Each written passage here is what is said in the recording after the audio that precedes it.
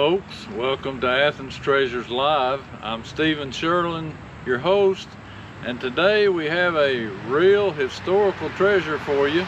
You'll see we're on the campus of Tennessee Wesleyan University, and today we're going to share with you the legend of the Nocatula. I hope you'll enjoy it. Come with me now as we go look at the hackberry and the oak tree where the Nocatula and Conestoga are buried.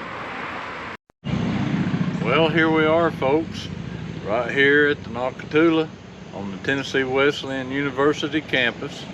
What is the Nocatula? Well, it's a legend, it's a love story, and it's also a ghost story. And we're going to learn a little bit more about it today. It's full of history and facts and a lot of lore. So today, as we begin looking at the Nocatula legend, I think you're going to find it very interesting. A lot of our older generation remembers this story quite well. My grandfather, in fact, graduated from Tennessee Wesleyan College in 1929, Rathburn A. Ray, and he played Conestoga, the British soldier in the legend of Nocatula, and Frances Odom played Nocatula, and she was from 10 Mile from the Uchee area herself. They're long gone now and in heaven, but we still have pictures of them that I'll be showing you along the way in this documentary. So come along with us now as we continue talking about the Nocatula legend. Well, here we are at the site of where the Nocatula and Conestoga, her lover, are buried. These statues were donated by Aline Chambers in 1965, and they were created by Marie Barbera. And so we're happy to be here. The hackberry tree, you may see it right here beside us. It was planted in 1957, and the oak tree is just over this way. We'll look at it in a little bit.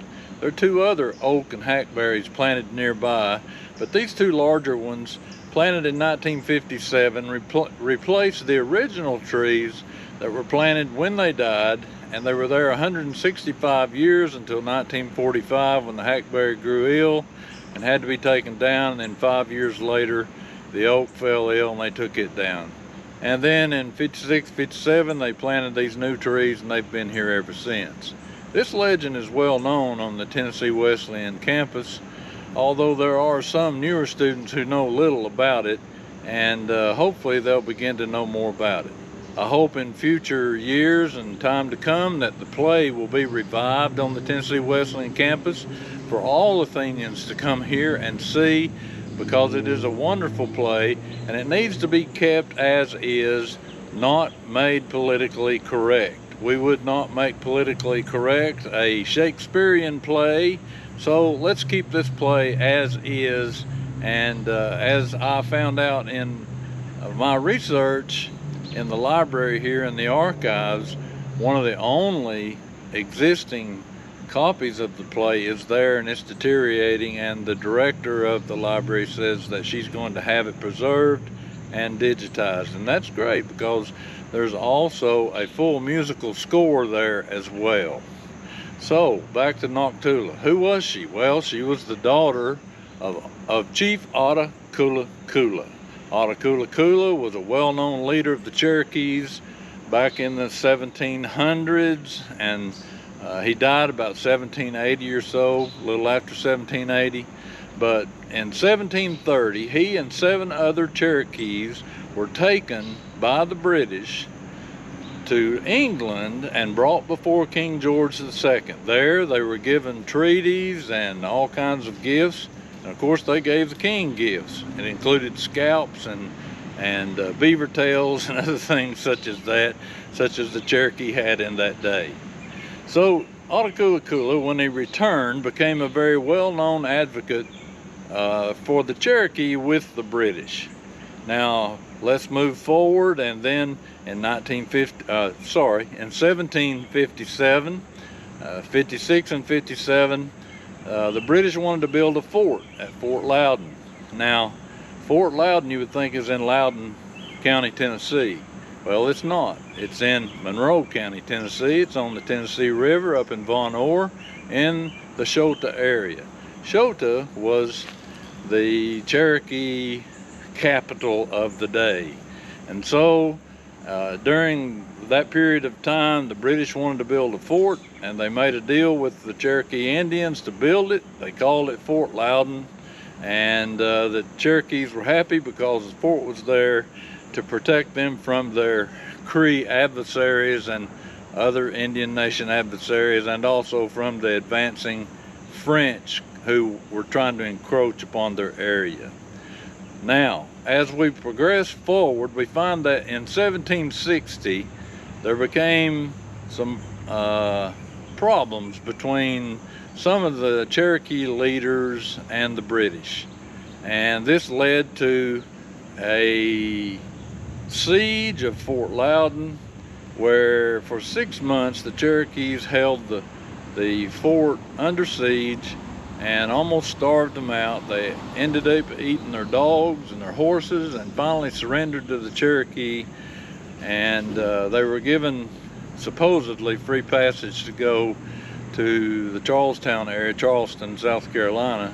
But after they had gone about 15 miles, they came to Cane Creek, where they were going to make camp for the night, the settlers and the British soldiers who left Fort Loudoun.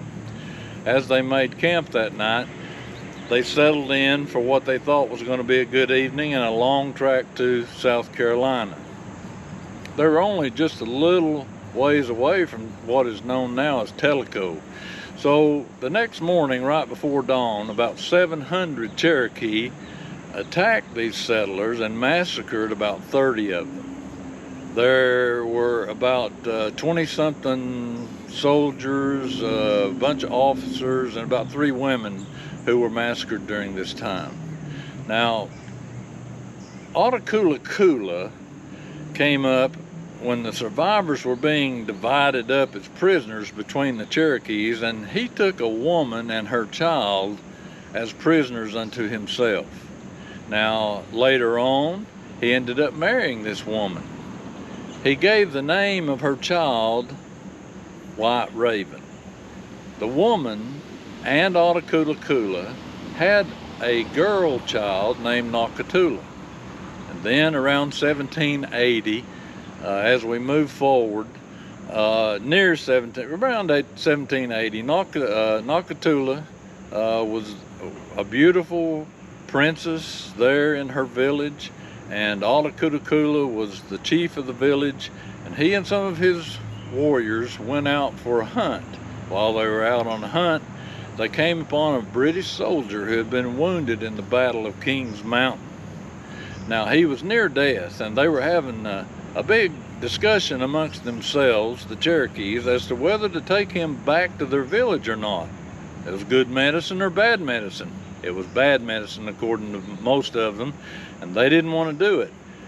But Untitled intervened. They put him on a litter, took him to the village, and as they got him to the village, they laid him down by the fire outside the teepees, and Nocatula came up and saw the wounded British soldier and had pity upon him.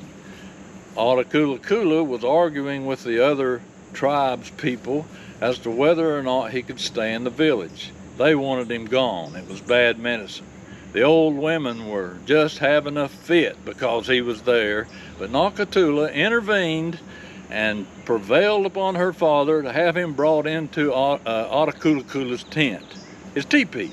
So Untitled, being an old man, reached down as best he could, feeble and old, trying to lift the litter, and Nocatula on the other end. Well, Dragging Canoe, who was the son of Untitled, and White Raven, the son of Untilted's white wife, decided that they would just give in and help take him in. So they took him into the tent, set him down, and they left. Nocatula then began to take care of this British soldier. She nursed him back to health. Long story short, they fell in love, and the chief, Untitled, he liked this British soldier. He gave him the name Conestoga, which meant oak, and he became a part of the tribe. And then one day they decided that they would go out on a hunt to hunt for deer for the village. Well, Nocatula had many suitors before she married Conestoga, and one of them was the name of Mocking Crow. Now, he had already declared that Nocatula was going to be his woman one way or the other, and no ifs, ands, or buts about it. So he didn't like it when she married Conestoga, especially him being a white man. Well, as they went out on this hunt, they were hunting around the Ustanala, which is now the Eastanala here in the Athens area. Conestoga found a place where he made his stand to wait upon the deer here in this little knoll on the Tennessee Wesleyan campus. Well, Mocking Crow snuck around and kept sneaking around trying to get up behind Conestoga, finally made his way around him, pulled his knife, jumped him, stabbed him in the back between the shoulder blades, and Conestoga fought with him as best he could. Mocking Crow withdrew the knife and stabbed him again, and the Conestoga fell to the ground. As he fell to the ground, he dropped his rifle. Mocking Crow picked it up, was pointing the rifle at Conestoga, ready to pull the trigger, when the other braves heard the commotion and come running over to the aid of Conestoga. Mocking Crow dropped the rifle, began to run over the hill here. Conestoga had just enough in him to get up, raise his rifle, and shot Mocking Crow dead before he could cross the knoll. And then they sent their fastest runner to the village to get Nocatula, because Conestoga was lying there dying.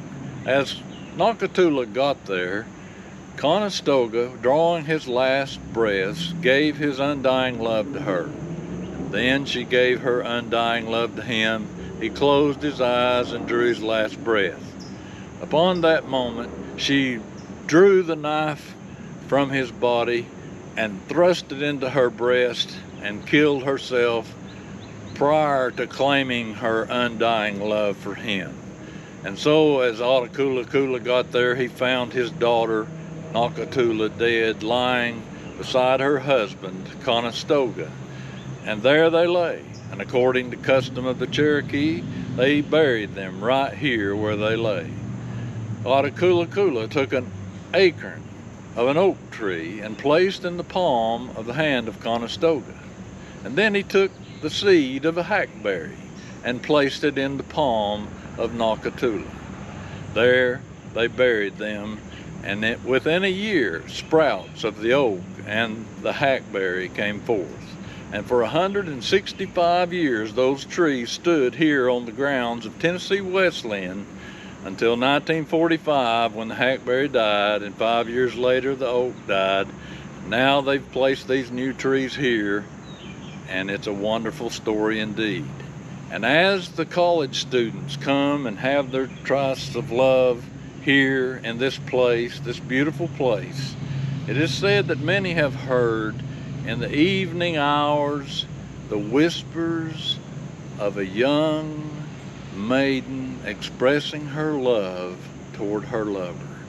Many have seen in the dark dusk between night and daylight and night, the figures of two people walking through these trees. And so is the ghost story of the Nocatula legend, the love story of the Nocatula legend, the history of the Nocatula legend. We hope you'll come here to Tennessee Wesleyan University on these beautiful grounds and enjoy this beautiful site here where this has been memorialized. Well, folks, we hope you've enjoyed this episode of Athens Treasures Live as we close here on the Tennessee Wesleyan campus.